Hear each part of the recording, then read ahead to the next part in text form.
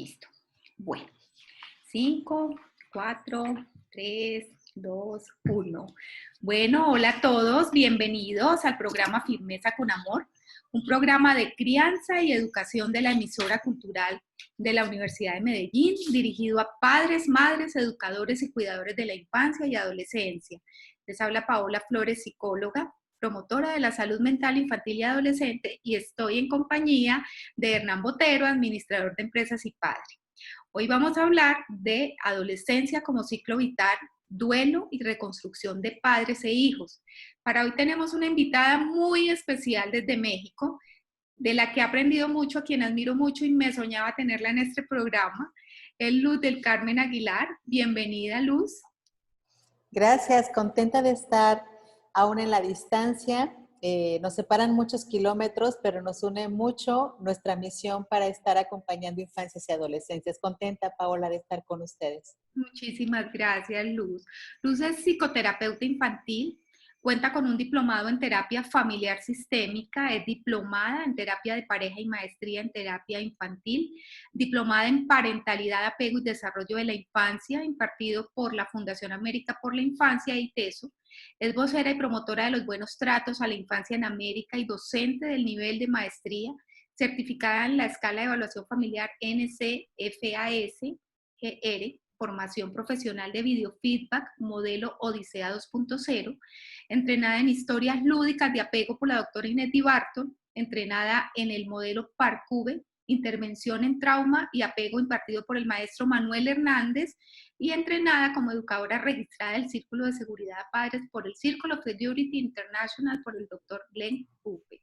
Directora operativa de América por la Infancia México. Casi no acabo con esta hoja de vida tan extensa y con tanta experiencia y tanto conocimiento. Bueno, vamos a empezar, vamos a hablar de un tema maravilloso, que a mí, pues como mamá de adolescente, me interesa mucho, y una de las preguntas o de las consultas más frecuentes que tengo es sobre adolescencias.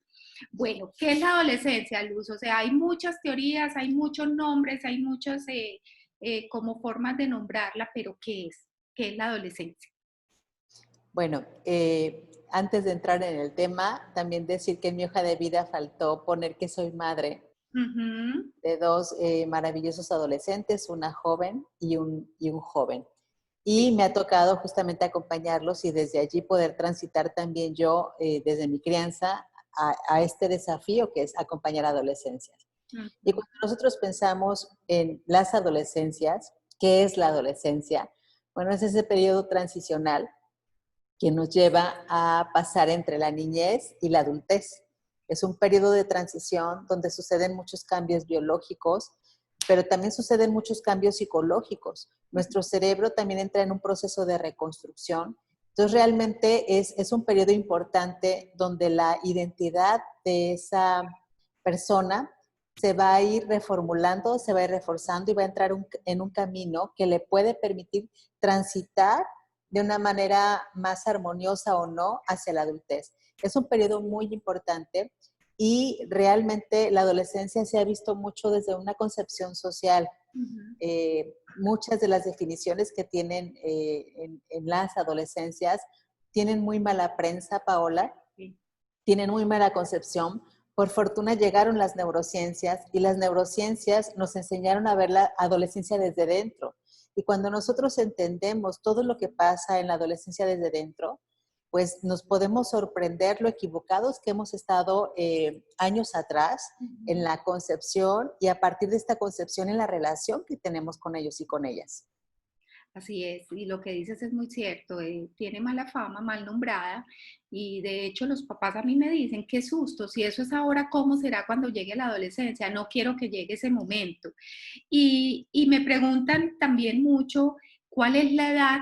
¿Cómo sé que mi hijo entró en la adolescencia? ¿De qué edad es un adolescente? Se ha hablado de 9, se ha hablado de 10, de 12, ya como que no hay una edad, o sea, como que se ha ido corriendo ese rango. ¿Qué nos puedes decir tú sobre eso? Bueno, si estamos hablando que es el periodo de transición entre la infancia y la adolescencia, podemos saber que la adolescencia entra cuando la infancia termina, cuando los niños y las niñas comienzan a desarrollar sus cambios a nivel físico y a nivel psicológico. Y pues esto es también bien interesante porque socialmente hemos robado infancias nosotros. Nosotros, por ejemplo, estamos viendo que la hipersexualización de los niños y de las niñas hace que parezca que se adelanta la adolescencia, pero tiene mucho que ver también a veces con un constructo social en el que pareciera que hay una gran prisa por crecer. Y también es bien interesante porque hay un autor que justamente nos dice que la adolescencia abarca hasta el periodo en el que los jóvenes se emancipan y pueden tener su propio trabajo, generar sus propios recursos, como entrar al mundo de los adultos. Entonces estamos viendo que también esto se está alargando, porque muchos de los jóvenes hoy día permanecen mucho tiempo en casa de origen familia paterna o materna, y pasan mucho tiempo sin estar desarrollando toda la concepción del mundo adulto, sino que siguen en estudios o siguen siendo en la manutención con los padres. Entonces realmente pareciera que el periodo de esa transición entre la infancia y la adolescencia se está alargando. Pero mucho de esto sí tiene que ver con un constructo social. Entonces, bueno, el periodo va a ir dependiendo, va a ir cambiando. Bueno, yo te podría decir que mi primer periodo menstrual me llegó a los 14 años. Yo a los 13 años todavía jugaba con muñecas. O sea, en mi momento histórico tardó mucho en entrar. Y comencé a trabajar a los 19 años, a percibir un sueldo. O sea, realmente tuve, si lo pienso así, una adolescencia muy corta. Entonces, va a ir cambiando esto de acuerdo a la realidad. Por eso hablamos de las adolescencias. Cada ser humano tiene una adolescencia muy específica y quedémonos con esto, como ese periodo en el cual están preparándose para transitar hacia la etapa adulta. Sí, muy bien, qué buena definición. Tú hablas de unos cambios. ¿Cuáles son esos cambios que se presentan? Cambios físicos, que son los más evidentes, emocionales, cerebrales. ¿Cuáles son esos cambios? Mira, Paula, hay en la antigua literatura o en la literatura que todavía el siglo pasado nos llevó muchas veces a tratar a la adolescencia desde un lugar muy estigmatizado, desde muchos mitos sociales, pareciera que eran regidos por hormonas. Sí. Y de hecho, desde ese lugar se construían relaciones y muchas de estas relaciones iban en un sentido peyorativo. Ya estás hormonal, las hormonas no te dejan en paz. Entonces, bueno, si hablamos de hormonas, las mujeres y los hombres también tenemos nuestros propios procesos. No sé, imagínate que se dan como estos procesos cuando nuestros hijos están en la adolescencia. Muchas mujeres estamos transitando por la menopausia, por ejemplo.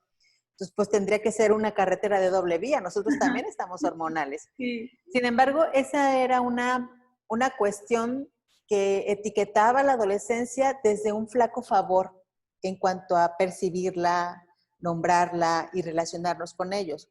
Hoy sabemos que aparte de los cambios hormonales que desatan cambios físicos como la aparición de vello, como la llegada de la menstruación en las mujeres, como muchos de los cambios fisiológicos y físicos que van sucediendo, están pasando muchas cosas que no vemos. El cerebro del adolescente se está preparando justamente para conectar todo lo que es nuestro cerebro. Es decir, nosotros como educadores tenemos un proceso muy importante, que es ayudarles a esos hijos y a esas hijas a cuando se desregulan, corregularnos para que ellos puedan lograr la calma. Y este es un proceso que nos lleva a un acompañamiento de aproximadamente 18 años. Antes de eso no lo pueden lograr, 18 o 21 años, no lo pueden lograr por sí mismos porque el cerebro no acaba de conectarse con la parte superior, sino más o menos hasta esa época, 18 o 21 años. Entonces también están pasando cosas por dentro. Hay cuestiones que los investigadores se dieron cuenta que eran por una cuestión evolutiva. Por ejemplo, por dentro pasa que la amígdala está muy estimulada. Entonces, en esta hiperestimulación de la amígdala, parece que todo lo hace muy intenso. Y en lo muy intenso también nos va preparando, esto no es gratuito, nos va preparando para recibir una sensación de placer cuando exploramos cosas nuevas. Y las cosas nuevas no van a estar dentro de la casa. Las cosas nuevas son fuera de casa. Entonces, este encender del cerebro nuevo hacia el placer, hacia la búsqueda del placer y la disminución de la percepción del riesgo nos lleva a salir de la cueva, si lo pensamos como de manera evolutiva, a buscar afuera lo que va a ser nuestra propia tribu, nuestra pareja. Si esto no sucediera, nos quedaríamos en la cueva toda la vida. Entonces realmente nos está preparando para arriesgarnos a dejar la comodidad y el confort, que ojalá siempre fuera así en todas las familias, del hogar y comenzar a buscar la novedad afuera. Y eso nos requiere con una dosis de valentía, de correr riesgos, porque si no nos quedaríamos todo el tiempo, en la metáfora, en la cueva. ¿Recuerda la película de los Scrooge? Sí. Cómo esta chica tuvo que salir de la cueva, arriesgarse, pero justamente así descubrió un mundo nuevo. Y justamente es bien interesante porque también una de las características que pasa y que hace que este cambio en la manera de funcionar el cerebro es la búsqueda de la novedad también. Son innovadores, van marcando cambios. Entonces, hay una hiperestimulación, pero también pasa algo. Como no hay una gran relación a nivel de conexión entre el cerebro superior y el cerebro emocional, les cuesta proyectar a futuro. Entonces, ellos buscan mucho lo inmediato y les está costando mucho prospectar. Entonces, por ende, no pueden ver muchos riesgos. Es decir, no lo hacen por malas gentes, ni por jorobarnos la vida, ni porque son hormonales. Son cambios que están pasando dentro del cerebro que nos hacen una conducta fuera. Qué importante eso que dices. Pensaba yo en mi hijo que tiene 14 años, que precisamente le era más fácil para él como trazarse metas antes que ahora. Ahora le cuesta más. Antes sus proyectos los escribía en un tablero y ahora le cuesta mucho pensar en qué puedo hacer. Él simplemente quiere hacer algo y lo hace, pero es inmediato lo que dices. Pensó en algo hoy y lo que pensó al otro día no es lo mismo del día anterior. Entonces es muy importante conocer eso para poderlos entender y meternos en su mundo. Esas emociones, me he dado cuenta y yo leía en alguna parte que las emociones las sienten como en 3D, que son muy fuertes esa manera de sentir y de demostrar las emociones. ¿Qué puedes tú decirnos de las emociones y nosotros como acompañantes de esos adolescentes, cómo podemos manejar o gestionar nuestras emociones y ayudarlos a ellos a gestionar las de ellos? Justamente cuando un padre o una madre o un cuidador o acompañante de adolescencia tenemos esta información, tendrá que cambiar nuestra manera de relacionarnos a ellos, porque tendremos que saber que quienes sí tenemos la conexión con el cerebro superior, con la mente en prospección, con la regulación emocional, con una amígdala menos estimulada, somos nosotros. Entonces, a mí me ha permitido regularme yo en los momentos de desregulación de mis hijos, porque la que sí tiene ahora por edad y por maduración esto ganado soy yo, ellos no. Entonces, a mí me ha permitido esto. Entonces, sería muy importante que nosotros sepamos que todavía requieren de nosotros. Esto es muy interesante, Paola, porque pasa algo también. La sociedad ha hecho como que tarde más el periodo en el que entran a la vida adulta. Por ejemplo, ahora se casan, no sé, ya no, mi abuela se casó a los 14 años. Sí. La mía también. Mi madre se casó a los 20 años. Yo me casé a los 23 años y mi hija se quiere casar a los 28 años. Es decir, ha habido ciertos cambios. Entonces pareciera que todavía los seguimos percibiendo como chicos, jóvenes, niños, aun cuando en la evolución, a partir de los 14, ya están listos para, por ejemplo, la reproducción. Es decir, ellos a nivel evolutivo están listos desde los 14, 15 en promedio para irse a la vida, pero socialmente esto se ha alargado. Y entonces eso cuéntaselo a la evolución, sí. Cuéntaselo a lo que les pasa por dentro. Claro está que este fenómeno nos lleva a una dificultad, porque también es bien interesante que hay un cambio a nivel del fenotipo, o sea, ya la voz engrosa, bueno, salen las caderas, mi hija tiene más caderas que yo, sale el bigote, entonces pareciera que somos todavía muy pares, que somos, perdón, ya llegamos a ser como muy iguales, sí. Pero no, o sea, por fuera están así, pero por dentro todavía están inmaduros. Entonces ahí viene una disonancia porque luego les exigimos que respondan como lo que vemos por fuera, que ya vemos a un hombre o ya vemos a una mujer, pero todavía por dentro, no, esto no es congruente por dentro todavía falta más procesos de acompañamiento sensible y cercano de nosotros para que ellos logren madurar. Entonces también por allí es importante que nosotros sepamos que por fuera parece que ya están listos, ya maduraron, porque hay como ciertas características, pero por dentro todavía no. Necesitan todavía de nosotros. Y eso nos da mucho relato a la adolescencia. Y lo que decías, esta cosa como si se ven las emociones en 3D, pues nada más hay que irnos a nuestras propias adolescencias, Paola, y recordemos el primer amor, cómo lo sentíamos. O sea, hoy de adulta nos podemos enamorar o nos puede gustar alguien físicamente y bueno, se sienten cosas, pero recuerda cómo lo vivíamos en la adolescencia y es muy intenso, muy intenso. Y uno podrá pensar, es que fue mi primer amor. No, es que tu amígdala estaba hiperestimulada.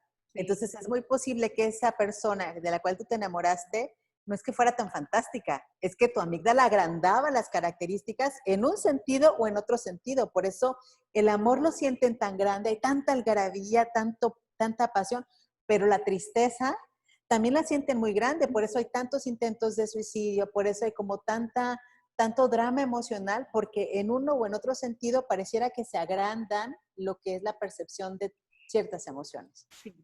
Sí, eso que dices es muy cierto y hay muchos adolescentes y ahora en pandemia hay bastantes adolescentes deprimidos y los papás lo que escucho es que es falta de oficio, es que como no quieren hacer nada sino dormir, ¿cierto? Van como en vez de ver eso como hay que poner cuidado, hay que acompañar, lo ven como un defecto de su adolescencia, ni siquiera de las adolescencias, sino de la de ese hijo.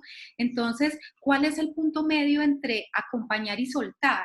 A mí a veces yo me siento como a analizarme.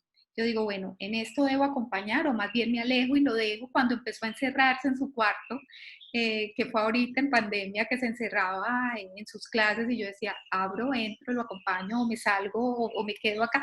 Es difícil saber qué punto medio es el indicado. Claro, y bueno, no hay un punto medio como una respuesta única que te pueda dar. Tiene que ver más bien con el conocimiento sensible que podemos tener de nuestros hijos. Mientras más conocimiento sensible tengamos de ellos y de ellas, mejor acompañamiento vamos a dar. Sí. Imagínate tú, un papá en conflicto en la adolescencia que no tuvo el tiempo ni, podría ponerlo, incluso el deseo de conocer a su hijo desde la infancia, que no cuidó esta relación. Llega a la adolescencia y de verdad no lo conoce. Sí. Entonces, por eso es que nos requiere presentes y con un conocimiento sensible. Porque, por ejemplo, yo me peleaba mucho con mi hija porque duerme mucho. Le digo que parece un oso, o sea, y cuando comencé a leer qué pasaba con el sueño, hay un libro de una neurocientífica que habla de sus hijos, y ahí da justamente este relato. El cerebro adolescente también necesita esos periodos de dormir, porque como justamente hay todo un cambio a nivel de arquitectura cerebral, ¿de dónde toma la energía si no es del cuerpo para hacer todos esos cambios? Entonces, bueno, eso me permitió también ser más sensible, sin embargo, no soltar la vara. Es decir, cuando digo no soltar la vara, es no soltar lo que sé que necesita como una zona de desarrollo próximo. Entonces, entiendo que quieras dormir más, pero no a las 2 de la tarde. O sea, tú dime un horario. Mamá, es que no, son vacaciones, entonces vamos flexibilizando, pero a un punto en el que yo siga estando a cargo, conduciendo y guiando su aprendizaje desde un lugar sensible. Esta situación de encerrarse a hacer nada, no es hacer nada, también se enciende el juicio. Antes los niños no tienen juicio propio, o sea, lo que digan los papás es la verdad de ellos. Yo me acuerdo mucho que cuando estaba niña, una amiga me decía, mi mamá no se echa gases. Yo me quedaba, su mamá no se echa gases. Hay personas que nunca se echan gases en la vida. Y yo me creí que había una persona que nunca se echaba gases. Sí. Flatulencias. Sí. Entonces, pues yo me lo creí, ya que crecí, dije, claro que se echa gases. Es decir, hay como ya ahora comenzamos a pensar por mente propia. Entonces, tú imagínate qué pasa con un adolescente o con un adolescente que le dijeron que era la vida y un día descubre que muchas cosas no son así. Sí. Imagínate ese desquehacer en hacer, pero que su mente está haciendo asociaciones, Entonces va pasando todo esto también. Mi hija era una lectora ávida. Yo estaba súper orgullosa porque a mí me encanta leer, ¿no? Ujú. Entonces yo me sentía muy orgullosa, mamá gallina, porque, sacó a la mamá. Entró a la adolescencia y su biblioteca sigue como la dejó a los 13 años, 12, 13 años. Igual, no ha comprado ningún otro libro. Ujú. Sin embargo, veo cómo le apasionan los debates que comienza a ver en Twitter acerca de temas sociales. Y veo cómo comienza a ver documentales. Y entonces me doy cuenta que tiene otras fuentes más interesantes, más interactivas con otros jóvenes que a ella le enriquecen la práctica reflexiva, que eso que abonó en la infancia le sirvió para hoy ser muy analítica y que justamente esa lectura ahora la llevó a otro terreno, que no es en el que yo me siento identificada, pero que es un terreno también válido porque ella es naciente de la arroba. Yo no nací en la arroba, yo nací en el mundo cuando era analógico todavía. Entonces, creo que inclusive en el cronosistema nosotros podemos ver cómo las adolescencias han cambiado y cómo cambian de acuerdo al contexto. Hoy en día estamos encerrados y qué difícil están pasando los adolescentes y las adolescentes porque la naturaleza de ellos es estar afuera, correr riesgos, reírse como locos con sus pares, besar las bocas de sus parejas, dejarse tocar y explorar y descubrir qué es lo que les va pasando a nivel de sensaciones. Y todo eso se paró, Paola. Entonces, yo a veces me pongo a pensar qué difícil están pasando. Mis hijos llevaban 6 meses en reclusión y hace 2 semanas muy seriamente hablaron conmigo y con su papá y nos dijeron, hemos respetado la pandemia cabalmente, no podemos seguir así, la vacuna es hasta el próximo año, mamá, así que te vamos a pedir que nos dejes salir con los cuidados que ustedes quieran, pero no podemos seguir encerrados. Y mi esposo y yo dijimos 6 meses de estar encerrados, creo que es muy inflexible si seguimos en la misma posición y comenzaron a salir con muchos cuidados. Pero pues qué difícil están pasando, Paola. La están pasando muy mal, es cierto. Y lo vemos en nuestros hijos, esa desregulación que se da por ese encierro. Tú hablabas de explorar las sensaciones. Los adolescentes en esa parte sexual que se ha cuestionado y que también es un punto donde los papás se preocupan o nos preocupamos. ¿Qué pasa con esa sexualidad? Te escuchaba en un curso que hice contigo de adolescencia y con Gaudencio, de que pasa algo en el cerebro del hombre con el tema sexual. Eso me impactó porque no lo conocía yo. ¡Ay, con razón! Cierto, qué rico que le puedan explicar a uno eso para podernos calmar también y tranquilizar un poco en ese tema que es bastante controvertido y para los papás más. Claro, bueno, se enciende justamente el departamento, si habláramos como de departamentos del cerebro, en el que el deseo del otro es parte natural del despertar humano. Sin Ujú. embargo, hemos penado mucho el deseo sexual. Hace poco en Instagram, una de las personas que sigue mi cuenta me mandó un inbox y me puso, hay una persona cercana en mi familia que descubrimos a través de su teléfono de WhatsApp que ya inició su vida sexual con su novio. Ella está joven, tiene 16 años y pues no sé qué hacer. Entonces me dijo, ¿qué hago? Y le dije, bueno, ella no ha perdido valor por tomar la decisión de explorar su mundo sexual. Sigue teniendo el mismo derecho a ser amada, a ser querida, a ser orientada, pero no ha perdido valor. Tú y yo, Paola, crecimos en un contexto social en el que sobre todo las mujeres Ujú. que ejercen la libertad de explorar su sexualidad, pues era muy mal visto, Sí. sigue siendo muy mal visto. Ujú. Pero esto es algo natural a nosotros. Nuestros hijos lo van a hacer a escondidas o a ojos de nosotros. Algunos van a tardar un poco más, algunos van a permitir una exploración leve, algunos una exploración más profunda, pero la sexualidad ya viene con nosotros. Tendremos que ver qué nos pasa a nosotros y desde qué lugar generamos puentes de cercanía. Yo le decía a ella, acérquense de manera respetuosa pidan consentimiento a ella hablar del tema porque es una preocupación de ustedes. Ella no lo ve como una preocupación, es una preocupación de ustedes y desde esta preocupación revélense con ella. Mira, te confieso que me siento así, así, mi miedo es tal, tal. podemos hablar y desde el respeto y la revelación de lo que nos pasa a nosotros por dentro, es posible, no es una fórmula mágica, que el puente se pueda tender para que ella se abra.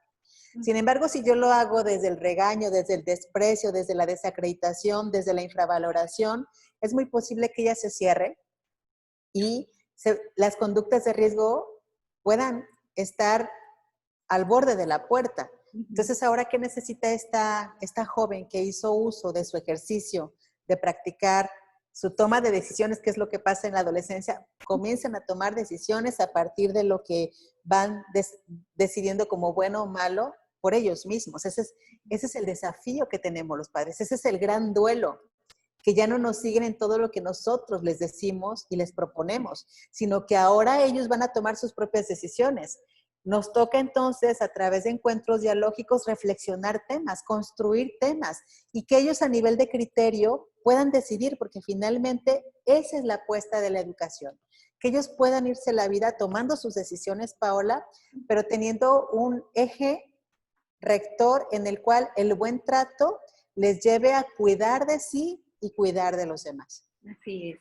Por eso es que se separan de los papás, como que ya las cosas que nos unían y que teníamos en común ya no existen. Y hay una brecha, no tan grande, pero sí esos gustos que se compartían en común ya empiezan a distanciarse un poco, también buscando esa individualidad. Y lo que tú decías tan importante, dependiendo de esa infancia y del conocer a ese niño y poderlo acompañar en esa transición, pues también tiene que ver con esa relación del adolescente con el padre. ¿Qué nos puedes decir de la poda neuronal? Hay otro cambio en el cerebro que es demasiado importante y es la poda neuronal. Hay una segunda poda. Hay una primer poda que sucede en la primera infancia. Nosotros llegamos al mundo con miles de neuronas que están ávidas por ser encendidas y estimuladas. Y todo aquello que en la primera infancia se estimula, se crece, se arboriza, y es por eso se le llama poda, porque la metáfora es como un bosque. Sin embargo, va pasando con el paso del tiempo en la infancia que aquello que no se estimuló y no se usó se corta. Eso se le llama poda neuronal. Por eso es tan importante en nuestras interacciones estimular todo aquello que nos interese, que nuestros hijos dejen que prevalezca ellos hasta la adultez. Si yo quiero que prevalezca el diálogo, la reflexión, la socialización, la lectura, pues yo lo voy a estimular, o sea, no va a llegar por sí solo. Sí. Hay un adulto a cargo de esos niños que enciende, es como si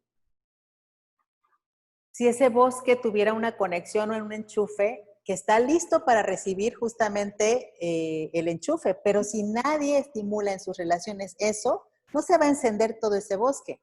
Bueno, es muy posible que en la relación con ellos o con ellas hubo cosas que no estimulamos, porque teníamos que estar trabajando, porque estábamos en depresión, porque no se ve de crianza positiva, por X, Y o Z.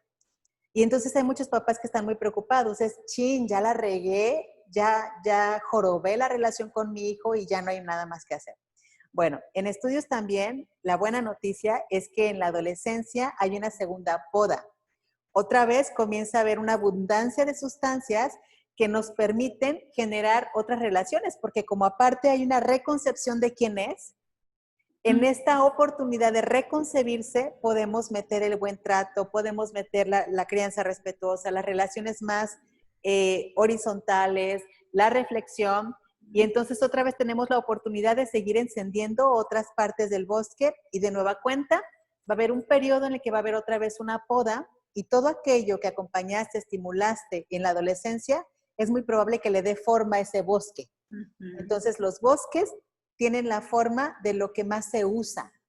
Aquello que no se usa se corta, y por eso vemos adultos que tienen poco sentido de criterio, sentido común, Sí. poca reflexión, poco diálogo con los otros, porque no fue estimulado en la adolescencia. Ay, ya cállate, ya mira, eres un hormonal. Entonces, híjole, nos dejaron solos en un momento en el que necesitábamos el argumento.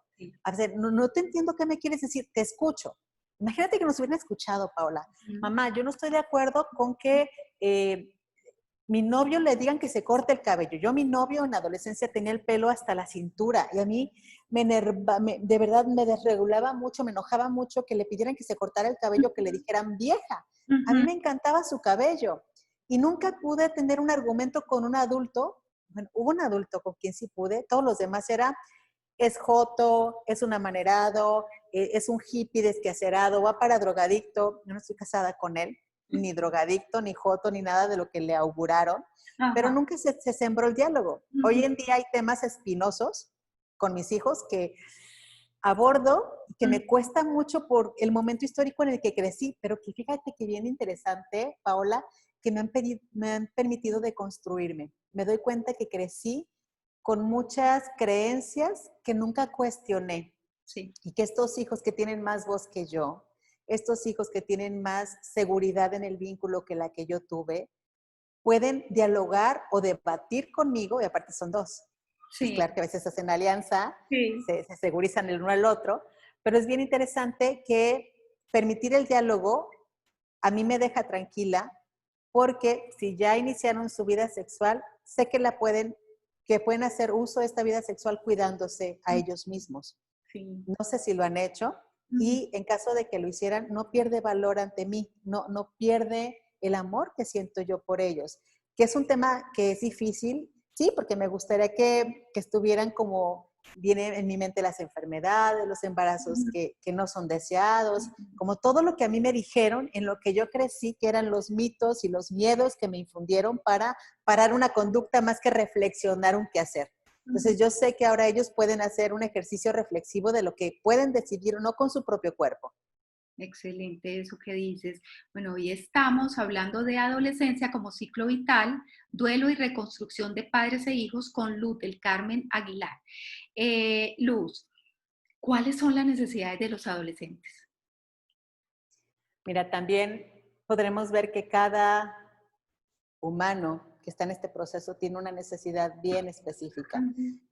Hay necesidades generales que ya lo vimos. Una de ellas es que la necesidad de buscar a sus pares, no padres, pares, sí. La necesidad de correr riesgos, la necesidad de tomar sus propias decisiones, la necesidad de lograr mayor autonomía, la necesidad de lograr que su voz sea escuchada y poder hacer defensa de lo que piensan, creen y quieren, la necesidad de unirse a causas justas y solidarias. O sea, ellos suelen sumarse a estas luchas que nosotros como adultos vemos discriminación con minorías y pues ya nos acomodamos en eso, crecimos en eso, nos acostumbramos a eso. Y ellos defienden estas causas de las minorías, por ejemplo, y con una pasión que nos permite a nosotros reflexionar. Híjole, yo nunca pude hacer en mi adolescencia la defensa de esto. Sí. Entonces hay muchas necesidades como en la generalidad, que es parte del desarrollo adecuado de los y las adolescentes, pero también hay necesidades en lo particular. Te podría decir, por ejemplo, que tengo un hijo que hay una necesidad de privacidad y de que en momentos de estrés no vaya con él a pedirle hablar, porque su necesidad es como esta cosa de digerir la situación, tarda mucho, yo me desespero, yo quisiera que como mi hija lo pudiéramos hablar al día siguiente. Él puede tardar como más días y a mí me frustra porque yo soy más proactiva, ¿no? Entonces es como tener yo la paciencia y saber que él digiere en más tiempo una situación. Y es difícil para mí. Y es difícil también desde el autoritarismo en el que crecí, que las cosas se hacen en el ritmo que los adultos deciden que se hagan. Sí. Y dar este espacio a mí me ha permitido cuidar la relación. Ciertamente desde el autoritarismo, pues no se hacen las cosas a mi ritmo, pero me doy cuenta que cuido el vínculo. Me desespero, me pasa que sí me desespero bastante, pero entonces es una necesidad particular. Hay quienes tienen la necesidad, por ejemplo, de socializar, son niños más hacia lo social. Entonces, habremos de ver cuál es la expectativa ideal que yo tengo de mi hijo y cuál es la necesidad de crecimiento y de evolución de ella o de él. Te voy a poner un ejemplo. Tuve en consulta a un chico hermoso, ha sido de los acompañamientos que a mí muchos de los adolescentes que acompaño van dejando como una huellita en mi corazón y me van permitiendo aprender de ellos, porque me considero un aprendiz de las adolescencias, o sea, nunca sé lo suficiente. Es más, lo que te puedo decir hoy, a lo mejor mañana ya no va a estar vigente. Yo aprendo mucho de lo que leo, pero sobre todo de cuando estoy con ellos y con ellas. Entonces estuve con un adolescente en donde la expectativa familiar tiene 2 hermanas mayores que son así como cerebros brillantes. Entonces cuadro de honor, escolta, calificaciones de 10 en todo su periodo y él no. Para colmo, él tiene padres como muy también académicos. Entonces la exigencia familiar parece que es, aquí para que pertenezcas tienes que ser brillante en lo intelectual. Esa es la expectativa familiar, que no va acorde a las necesidades evolutivas y peculiares de ese hijo. De las otras chicas quizá, no sabría decir si sí lo son, porque es muy posible que se acomodaran a esta expectativa y que haya un sobreesfuerzo. A lo mejor alguna sí puede ser como muy brillante y otra esté como muy acomodada en quedar bien para ser amada. Bueno, el punto es que no lo era. Y sacaba 7. En México la calificación máxima es 10. Sacaba 7, 6, reprobaba. Y pues con esto era muy criticado. Y bueno, él para sacar buenas notas pagó a un compañero de él que le hiciera los exámenes. Hay 2 maneras de verlo. Una, desde qué poco ético, qué deshonesto, me avergüenza lo que has hecho, cómo es posible que mientas, que trampees. Hay esta posibilidad. O hay otra, que yo tuve un acompañamiento sensible con los padres, porque esto se tenía que develar en algún momento. Yo lo sabía y se tenía que develar. El momento en que llegamos con un acompañamiento sensible con los padres, el papá dijo algo que a mí me impresionó y dijo, ¿cuánto nos ama mi hijo que tuvo que trampear para cumplir una expectativa mía? ¿Cuánto miedo tiene en no cumplir una calificación? Y me doy cuenta que transgredí un valor que tenemos en casa, que sé que él lo tiene. Mira, te lo digo y se me está erizando la piel. Con tal de pertenecer a nosotros. Cuando escuché eso, el papá dije, ya está lista esta familia para seguir acompañando a su hijo, porque ya hay esta sensibilidad que le lleva a acompañar desde un lugar sensible las necesidades de ese hijo, que no es lo intelectual, que es lo deportivo. No sé si con este ejemplo queda como cada necesidad es peculiar y particular. Totalmente claro. Y las necesidades van cambiando también en el ciclo de la vida, ¿cierto? Ellos van cambiando y también van cediendo al grupo un poco esa presión de grupo, cómo ayudarlos a gestionar esa presión de grupo. En el colegio de mis hijos, hubo unos años anteriores donde les hablaban mucho sobre la presión de grupo y se ve más en unos que en otros. ¿Qué piensas tú de la presión de grupo? Bueno, aquí, que es una preocupación muy común de los adultos, Sí. es, se va a influenciar, va a tener amigos marihuanos, amigas que de pronto tienen un bajo cuidado en la protección sexual. Bueno, hay como todos estos miedos. Y algo que yo podría decir es que justamente tenemos toda la infancia y la adolescencia para ayudarles con cada error que cometan y acompañamiento dialógico a que ellos generen criterio. Que ellos puedan, a partir de un diálogo reflexivo, saber en qué erraron y cómo pueden corregir. Si nosotros sembramos esto, Paola, estamos haciendo una labor bien importante en una práctica diaria de crianza que nos requiere ahí conversando. Porque entonces cada vez que hacemos esto, le prestamos a ellos y a ellas nuestra corteza superior, que ellos todavía no tienen desarrollada, pero la estamos entrenando. Es como si comenzamos a ayudar a encender ese bosquecito, hay una conexión y otra conexión y otra conexión. Entonces, cuando ellos tengan que decidir en las presiones que son normales, porque los adolescentes son tribales, sí, y en las tribus hay como diferentes prácticas que van haciendo, están los marginados, que se sienten como alienados, que se sienten y que van haciendo su sentido de pertenencia porque en su familia no pertenecen, porque en la cultura no pertenecen y todos necesitamos pertenecer.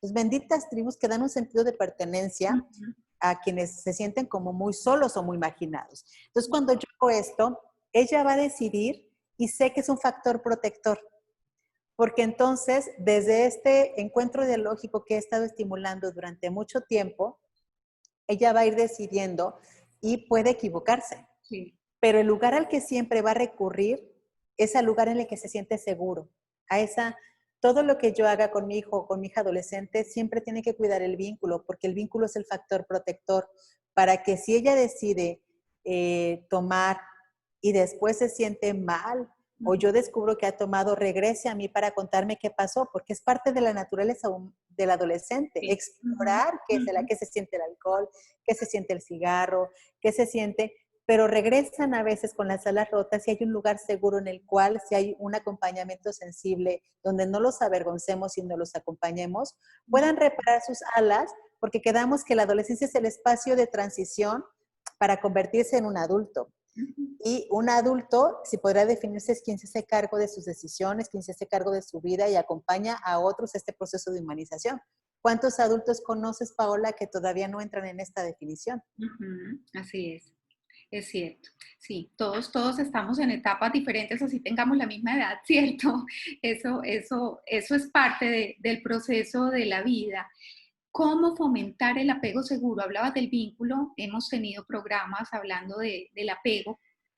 ¿Cómo fomentar? Hablábamos también contigo ahora de la poda neuronal y hay papás que se preocupan mucho por esa relación actual con su adolescente, que se rompió. Me dicen, no, es que se rompió la relación, no me quiere hablar, no quiere nada conmigo. Desde de esa reconstrucción y de esa seguridad ganada que así haya tenido un vínculo no muy seguro en la infancia, ¿cómo pueden hacer los padres para poder tener, que los hijos tengan ese vínculo seguro con ellos? Bueno, acabas de hablar de un duelo que tenemos los padres, que es, se rompe todo lo que tenemos construido en la infancia y es esperado que sucedan muchas cosas. Entre ellas, por ejemplo, evolutivamente evitan el contacto, Sí.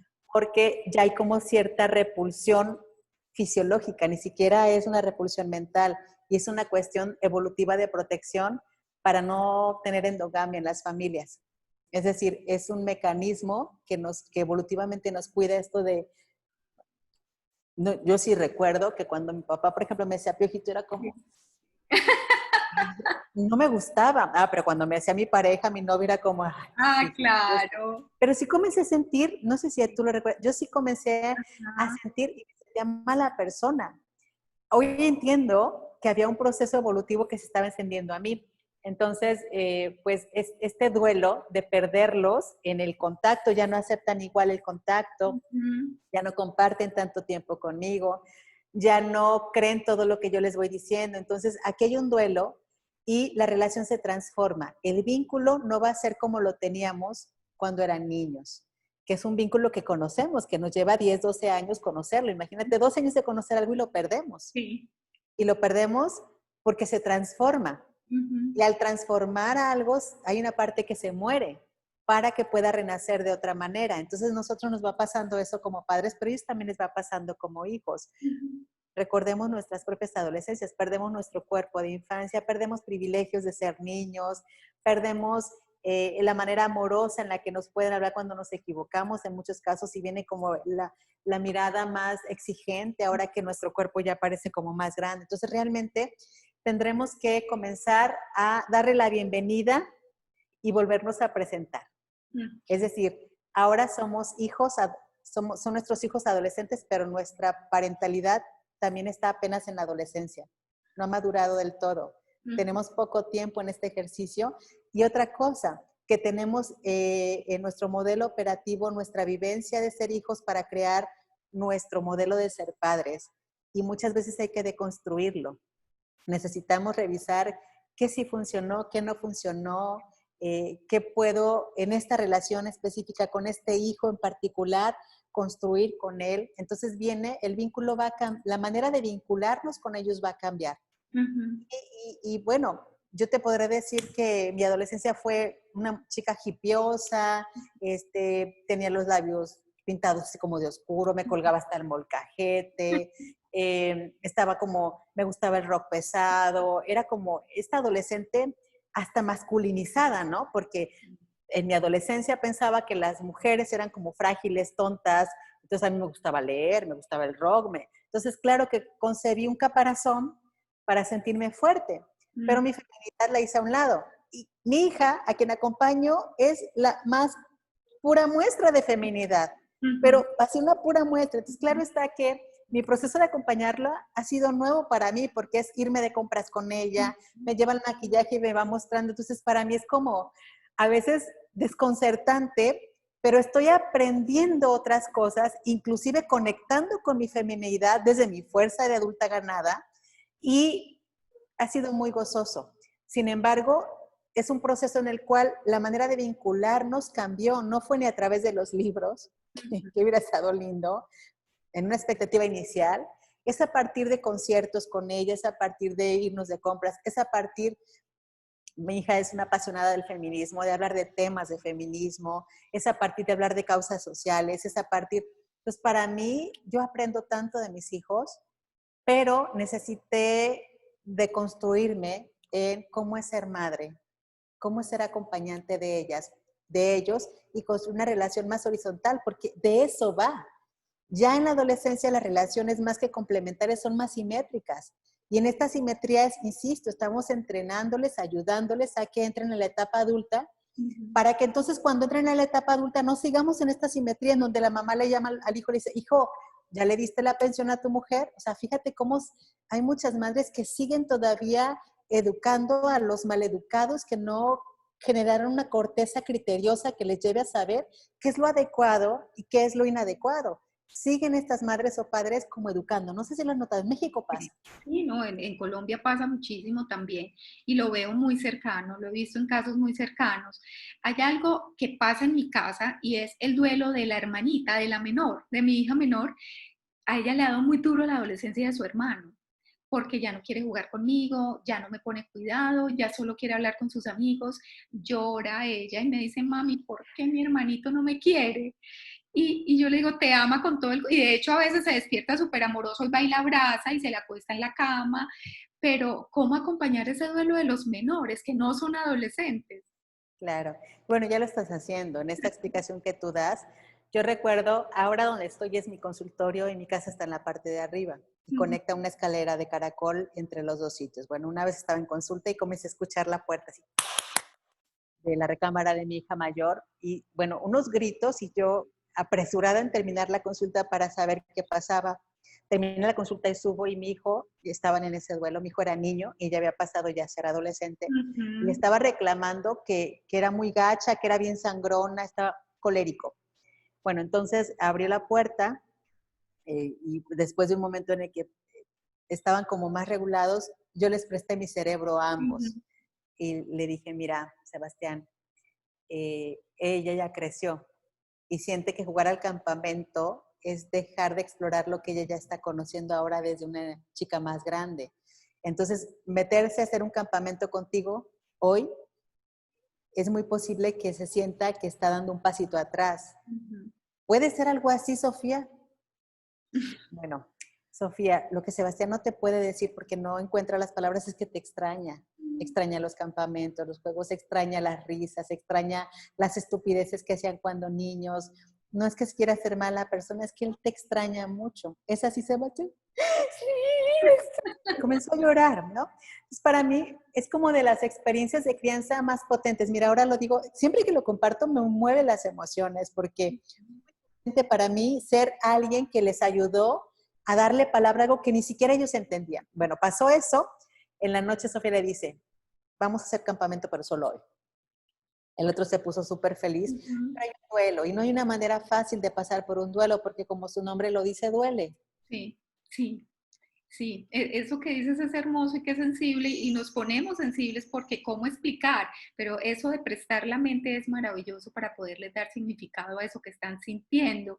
Bueno, Luz, cuéntanos dónde te podemos conseguir tus redes, las personas que nos están oyendo y que quieren contactarte y cuéntanos si haces terapia online, asesorías online, si atiendes a adolescentes, que yo me imagino que la gente va a empezar a buscarte para que atiendas a su adolescente.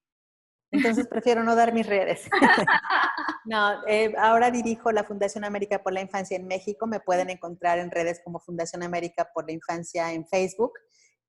Tengo un Instagram en el que si quien quiera puede entrar, es luz.fai.mx, pero las consultas tengo muy poquitos pacientes porque todavía soy mamá en crianza y necesito ahorrar tiempo para todavía dedicárselos a mis hijos y cuido mucho mi salud mental. Entonces, no puedo estar en todo, también eso lo deconstruí y sé que la sociedad me pide ser muy productiva en lo económico y en lo profesional, pero algo que he cuidado mucho es justamente no perder mi posición de ser mamá. Y todavía soy mamá en crianza. Ya tengo más tiempo, pero no puedo por ahora atender pacientes porque tengo justos los que puedo atender. Pero en mis redes me encuentran con varias reflexiones que voy subiendo y que eso me permite desde un lugar difundir los buenos tratos hacia las adolescencias. Excelente. Y esta entrevista también va a ayudar a poder entender y poder acompañar. Bueno, hagamos un resumen corto de lo que hemos hablado sobre la adolescencia y las adolescencias. Bueno, un resumen es que el adolescente y la adolescente están en un periodo de transición que necesita nuestro acompañamiento sensible y cercano como adultos cuidadores a cargo de ellos. Es una etapa en la que por fuera parecen ya como hombres y mujeres, pero por dentro todavía están inmaduros.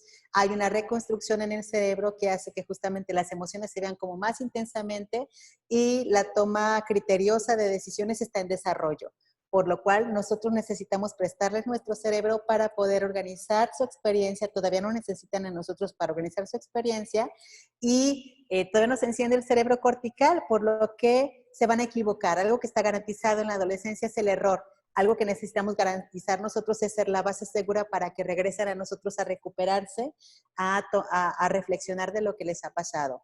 Y tenemos un duelo. Los adultos también estamos en esta etapa de apenas entender la adolescencia y tenemos que saber que nuestras propias adolescencias pueden hacer interferencia en la adolescencia de nuestras hijas y de nuestros hijos.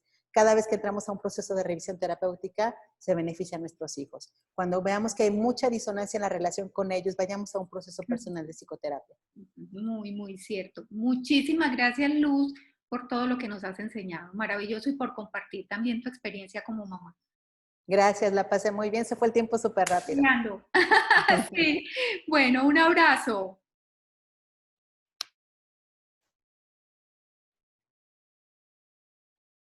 Está apagado tu micro.